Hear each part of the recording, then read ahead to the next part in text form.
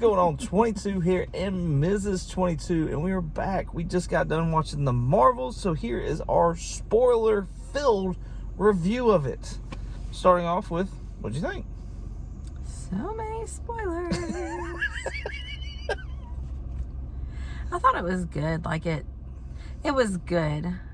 I hate cats. I don't like cats. It was like, it feels like it's missing something, but I don't know what. Like, I don't know what else I would want out of it. But it feels like it's missing something. I don't know. It was good. Interesting. Yeah. Last one that we saw was Quantumania. Mm-hmm. So, and I know it's been a while since we've watched it. But I like that one better than this one. You like Quantumania better? I feel like Quantumania had more depth to it. I think that's what I'm missing. Like, yes. This movie feels very, like, surface level. Yes. I think that's what's missing. Like, everything feels so surface level. Like, it doesn't feel like there's, like, a lot of, like, that's what it is. There's not a lot of, like, wait, like, you know, there's not any of those, like, gotcha moments, really. Okay. Like, I feel like everything is very, like, anticipated.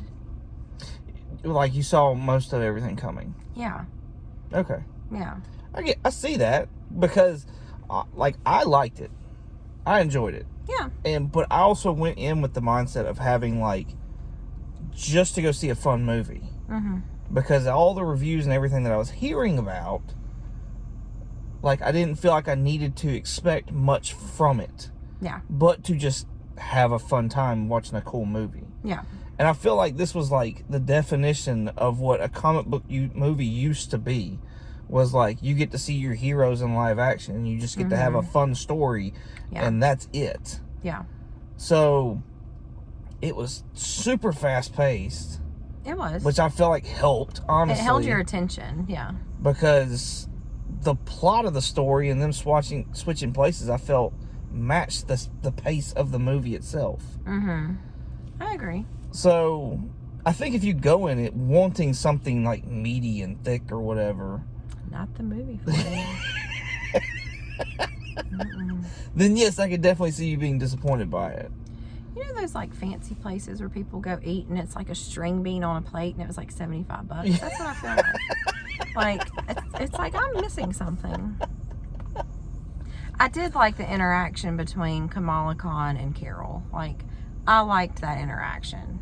Brie Larson, I felt like, did a way better job than she did with the Marvels. Any other property she's been in. It didn't feel forced like it was before. Like, it felt very forced in the way that she acts. But this didn't feel very forced at all. Like, it seemed very, like, natural. It's almost like she was having fun. Yeah. Which I like to see, honestly. That was nice. Yeah. I think she did a really good job. And then Iman Vellani's Miss Marvel is just the same, which I think she's amazing. I love her. Yeah, she does a really great job. As Richard says, she's very adorkable. And so adorkable. It's very true. Yeah, she does a really good job. I like her as that character. Monica Rambeau she had fun moments. Yeah. But I felt like she was definitely, like, she was kind of a filler. Pushed to the side between Brie and Kamala. Yeah. And I felt like I almost kind of thought they were going to go a story where it was like matching Monica to Kamala, where both of these young people looked up to Carol. Yeah. But they didn't do that story at all. So, and I felt like they almost wanted to, but then it was too much, and so they just cut it out of the movie. Yeah. It's kind of what it felt like to me, anyways. Yeah, there was nothing. Yeah, no. There was nothing like that. The interaction with Rambeau was kind of odd at times, it seemed like. Which I guess some points were meant to be. Right. You know, like, some of that was meant to be. But other times it was like I don't know. Like, it felt like more like she was a supporting character. And the other two were the main characters. Yes, I agree. Yeah. Which... It's not a bad thing. Bad. No, it's not a bad thing. It's kind of... I don't know. You've waited this long to see more of Monica Rambeau since WandaVision, which was the first, if I'm not mistaken, it was like the first Disney Plus TV series that came out. So, like, we haven't seen her since then. I mean, it's been years. Yeah. And so then just for her to be like a side seat, backseat, you know, that was kind of odd. So Yeah. Darben, it feels like he's just your typical villain. Nothing, which is fine for this movie. Perfectly fine. A throwaway villain that nobody. Yeah, you could do without him. I like the story they kind of gave her if she's trying to save Hala or whatever, but not every villain has to be redeemable either. Yeah. So, which, like I said, for the fast-paced movie, I'm fine. I'm fine with throwaway villain in this. Yeah. I hate that they gave her like a grill. That's my biggest beef. Is like the grill they gave her. Why did they do that? They do. I don't know. I don't know why they. I don't know. And she needs to blink. Like, she was very like. Who else was the Cree? Okay, so I can't think of her. The gold lady. That's the Sovereign, if I remember their name right. That Adam Warlock's from. There's too many things that are being talked about right now. In the Guardians of the Galaxy movie, you have the all gold lady. She was Yes. out to get the Guardians. And she walks on the rug. And she walks on the rug, yes. Is she Cree? No. That's if I remember the race right, they were called the Sovereign. Okay, we'll forget about her. But I should know if gold was a thing. That's where I was going with that. But obviously not. No. Well, you can take that out. Yeah, I didn't know why. Like, I didn't know what the deal was with that. The biggest thing that everybody's talking about with this movie is the mid-credit scene, because the post-credit is just Flarkins meowing. Mm-hmm. But the mid-credit scene is it's kind of heartbreaking. how. Wait a second. The mid-credit scene, Monica is at the School for Gifted Youngsters, Xavier's School for Gifted Youngsters, and she's in a lab, and she's being looked over by Maria Rambeau, who at that time is binary and has both bangles. I noticed. I saw that. Has both bangles, and so Monica thinks that's her mom. Yeah. And we see Beast in there, and who's voiced by Kelsey Grammer, who actually played Beast in the earlier X-Men movies. And so that's one of the biggest things that everybody talks about is like, we have a sign of the X-Men. Mm-hmm. And so, what'd you think of that? And why was that so sad? Okay, so is that not her mom? It's not her mom. It is, but it's a different reality. Well, and I get that. Like, I get that. But I'm saying the reason I said it's heartbreaking is like, even though it's a different reality, and she knew it was a different reality, like going into the other side or whatever.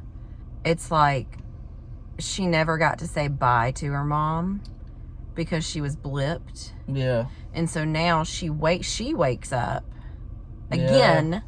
In a hospital, kind of. Yeah, she wakes up again, but this time her mom is there, but it's not her mom. Yeah. And it's like she gets another time with her mom, but she doesn't. Yeah.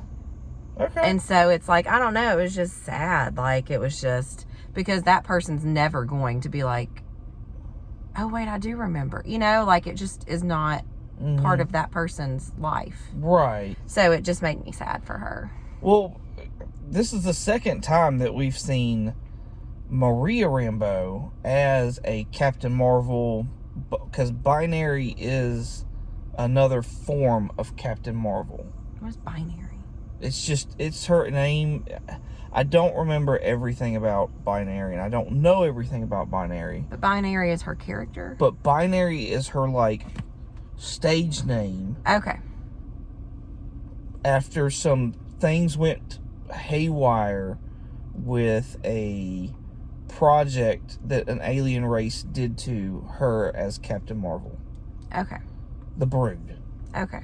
So, in a nutshell. Mm-hmm.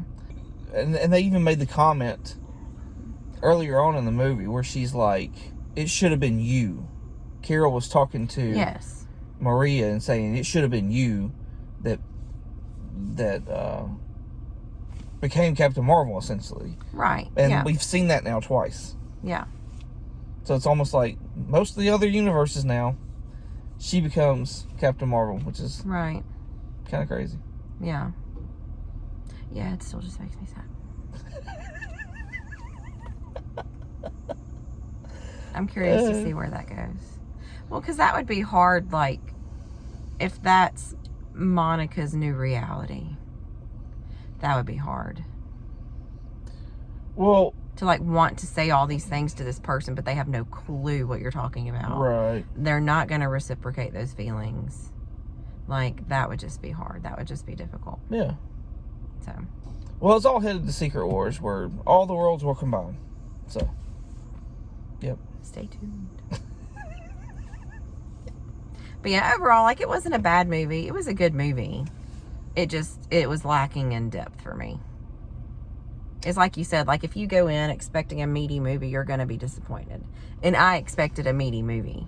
Oh. That's the problem. I wasn't told otherwise. So, like, I expected a meaty movie. I didn't want to spoil anything for you. Yeah, well, it would have helped. Jeez Pete. I feel like it closed off a lot of loose ends. Mm-hmm. Except for the one they left at the very end of Monica. Yeah. Like, other than that, like, everything else is, you know. And you learn that you shouldn't touch stuff. Especially mysterious stuff. That was funny. I did notice that Kamala's wearing a band now. And yeah. Carol is wearing a band. Oh, I didn't notice that Carol had one. Yeah, Carol had the other band on. So I didn't see that. I wonder how they're gonna do that, how they're gonna pan that out, or if that's to keep from somebody having both bands. Yeah. Yeah. I mean, that would make sense. I'm curious to see what the interaction is like between Kamala and Kate Bishop. Yes. Because I could see that being really awkward. I don't know. And, like, very fumbly. Kate Bishop geeked out over meeting Hawkeye. No, I'm saying as far as, like, them forming a team. Like, oh, okay, well, what do we do?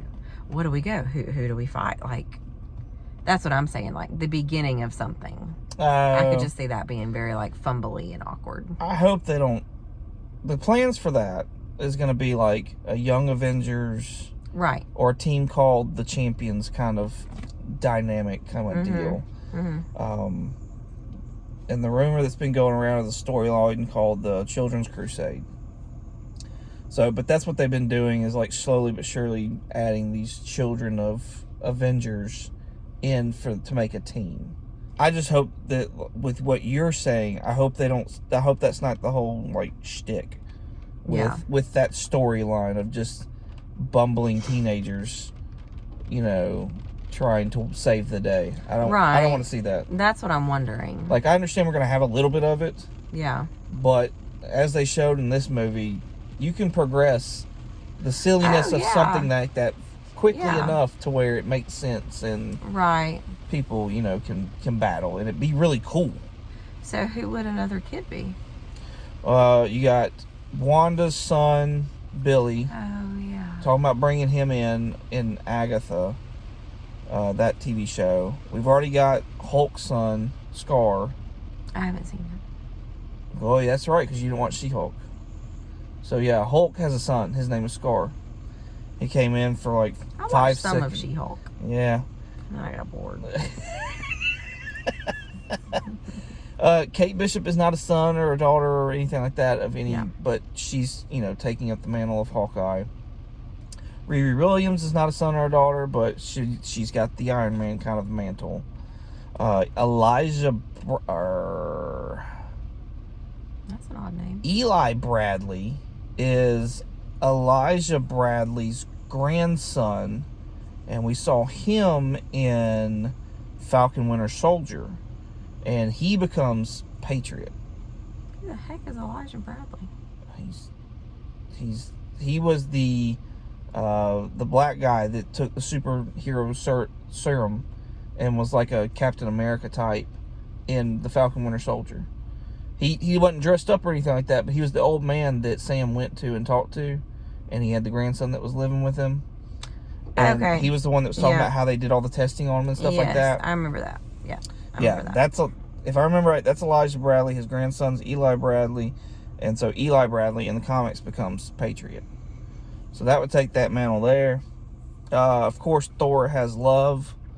So she could take up that mantle. I'm sure I'm missing kids, but they've kind of been steadily but oh yeah. They mentioned in this movie, Ant-Man's daughter, Cassie. She's got her own suit now. Her code name is Stature in the comic books. Okay. So there's quite a few of them. Quite a few of them to be able to band together. What would they be called? Kamala would come up with something. Well, Kamala is like, I don't know if she's team leader or not, but she seems to be the face on most of the comic books for the Champions team. And that's what they're called? They're called the Champions, yeah. Oh, that's boring. And then before that, though, you had Eli and Hulkling, which is not a Hulk. It's a Skrull. It's a whole thing. I think Scar's taking that place. Wiccan and Kate Bishop and Stature, they're all the Young Avengers. Like, that's their name is the Young Avengers. They should have done something different. The Champion Squad, Champion Team. Well, the Young Avengers. They're just called the Champions. That's boring. Looks like Monica's name will not be Pulsar or Spectrum. Or anything else. Well, her mother's name was Photon, so looks like she'll probably... And then on action figure boxes, it said Marvel's Photon. She just never actually had the name in here, but they mentioned Spectrum and she said no, and they mentioned Pulsar and she said no, and she's had like tons of names throughout the comic book. Tons of them. She's actually been kind of mistreated as far as names go. Interesting. Like, other people have taken up her name and she's just had to like give up her name. Yeah. It's pretty much, it's pretty garbage. Jeez. So, alright then. Okay. Any last thoughts? No, I mean, it's a basic movie. I mean, it's nothing that, like, I like it better than the first Ant-Man still. I love the Ant-Man movies. Those are great. I'd rather take a nap. It's a good heist movie. It's a good nap movie.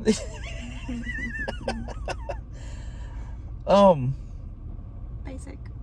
Yeah. Informational. I think it's a good superhero movie. Yeah. Fun. Like I said, go in there just ready to watch a fun movie. Yeah. You got an hour and a half. It's pretty short. Hour and 40 minutes. Yeah. Well, and it's continuous. Like, it keeps you engaged. And the singing planet thing, it's a little awkward. So awkward. But it doesn't last long. It doesn't last long. And then you're right back to, and you never hear it again. So. No. God bless. Yeah, it's a little awkward, but it's kind of funny. The interaction of Rambo and Kamala during that was funny. That's pretty good. That was funny. That's good. Yeah, that was funny. There were several funny moments in the movie. And it wasn't forced. It was not. It felt very natural. It wasn't like, oh, Marvel's trying to keep making things funny. And like, I didn't get that. Like, it just felt natural through the movie. Yeah. So. Yeah, I agree. Go in just ready to watch a fun movie and just enjoy it, and then take it for what it is. Of course, the villain's throwaway, but that's been a complaint for a long time, and it actually fits for this movie. Yeah, it does. So, all right. Thank y'all so much for watching. I hope you enjoyed it. You can check me out on podcast Comics every Monday. You can also find me on Instagram and eBay at 22_comics. Once again, thank y'all so much for watching, and as always, y'all have a good one. Okay, bye.